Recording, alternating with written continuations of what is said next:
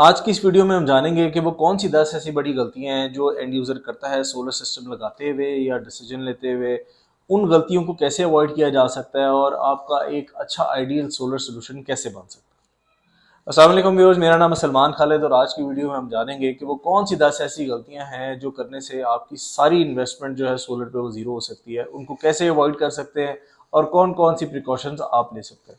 सबसे पहले तो एक जो बेहतरीन प्रोफेशनल सोलर कंपनी है उसका इंतखाब बहुत ज़रूरी है, जो कि आपको through out the way guide करे कि आपको कौन सी प्रोडक्ट आपकी रिक्वायरमेंट के अकॉर्डिंगली फिट बैठती है, उसकी प्राइसिंग, उसकी क्वालिटी और उसकी लाइफ लॉन्ग स्टैंडिंग, वो बड़ा ज़रूरी है।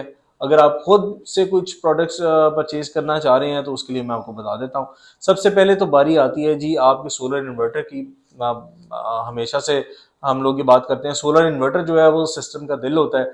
इन्वर्टर जो है उसकी कंपनी की रेटिंग स्टैंडिंग जो है वो बड़ी इंपॉर्टेंट है, क्योंकि आफ्टर सेल्स जो है ना वो एक बहुत बड़ा अलमिया है। क्योंकि आजकल आप देखेंगे तो नित नए इंपोर्टर्स जो है वो आते जा रहे हैं, अपनी प्रोडक्ट मार्केट में सस्ते दामों भी बेच जाते हैं, लेकिन आफ्टर सेल्स में फिर एंड यूजर को बहुत ज्यादा परेशानी का सामना करना पड़ता है।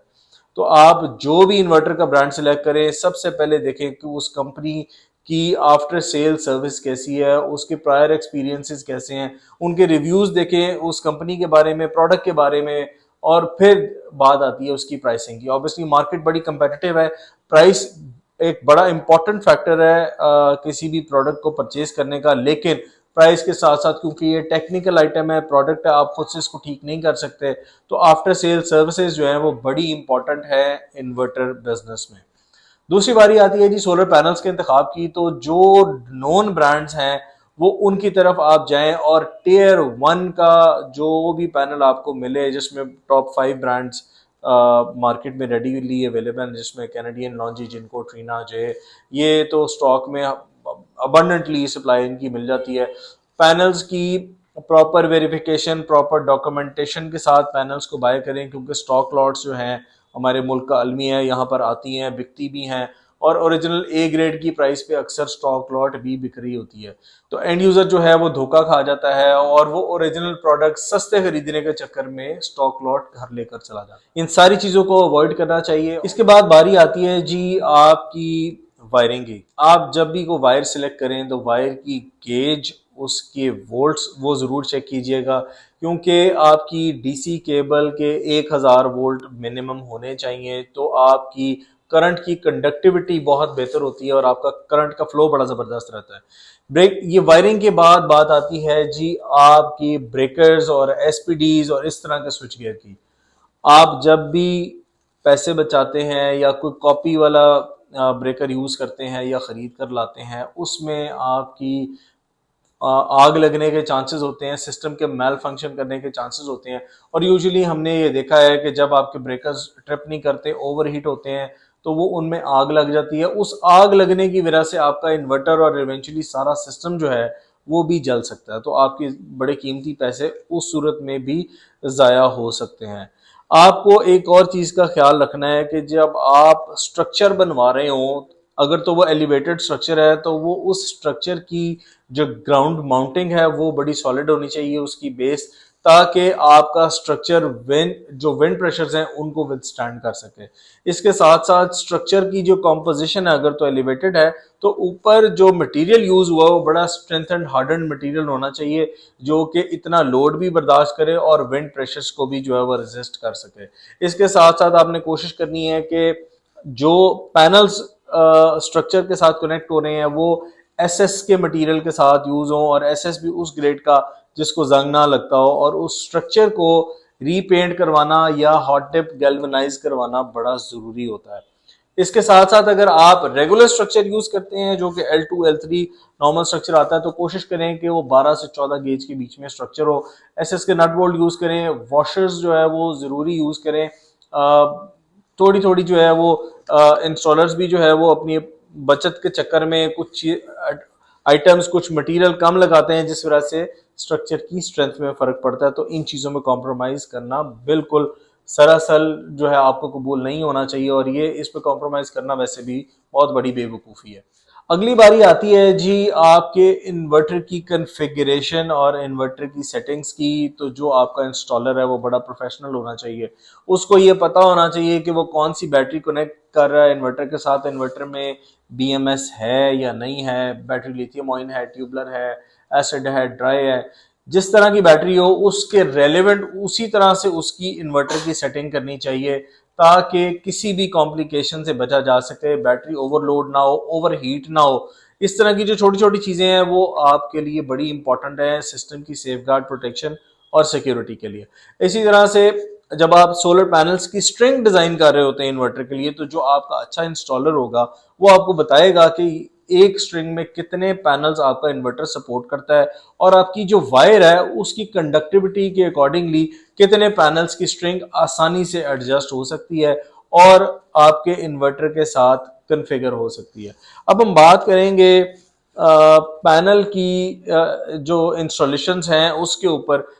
अक्सर हमने देखा सोशल मीडिया पे भी बड़ा वायरल होता है कि लोग जो है सोलर पैनल के ऊपर चल के भी दिखाते हैं और कुछ इंस्टॉलेशन करते हुए सोलर पैनल्स के ऊपर वजन भी रखते हैं। तो ये करना इंतहाई खतरनाक है, इससे आपकी सारी इन्वेस्टमेंट जो है that will go down the drain, क्योंकि सोलर पैनल के अंदर हेयर लाइन फ्रैक्चर्स आ जाते हैं जिसकी वजह से उनकी परफॉर्मेंस बहुत ज़्यादा हर्ट होती है। तो अवॉइड करें ऐसे इंस्टॉलर से या ऐसे टेक्नीशियन से जो पैनल की स्ट्रेंथ आपको टेस्ट कराते हैं ऊपर चल के या कोई भी किसी तरह से उस पर प्रेशर डालकर।